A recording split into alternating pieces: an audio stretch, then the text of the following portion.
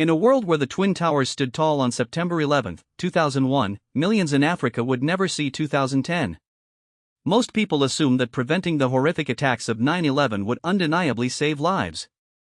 But in a tragic twist of fate, the opposite is true.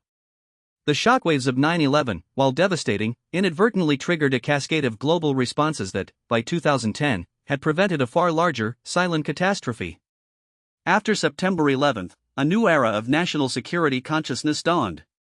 The immediate fear of bioterrorism, exemplified by the anthrax attacks, spurred unprecedented political will and funding into global disease surveillance, public health infrastructure, and international aid.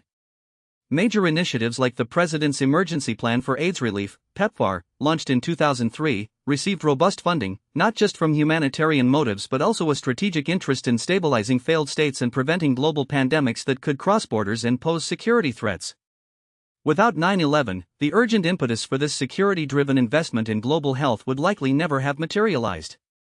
Pre-9/11, international aid for health, though present, often struggled for political priority.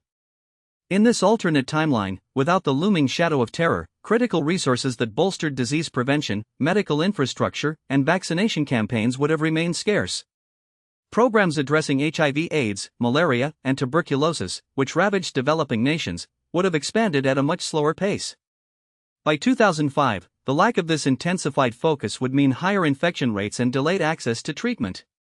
By 2010, a conservative estimate suggests millions more would have succumbed to these preventable diseases, particularly across sub-Saharan Africa. Their deaths, unlike the sudden horror of 9/11, would have been quiet, slow, and largely unnoticed by the world's media, a tragically ironic outcome where preventing one disaster allowed a much greater, albeit less dramatic, humanitarian crisis to unfold. The true cost of a world without 9/11, an invisible global epidemic.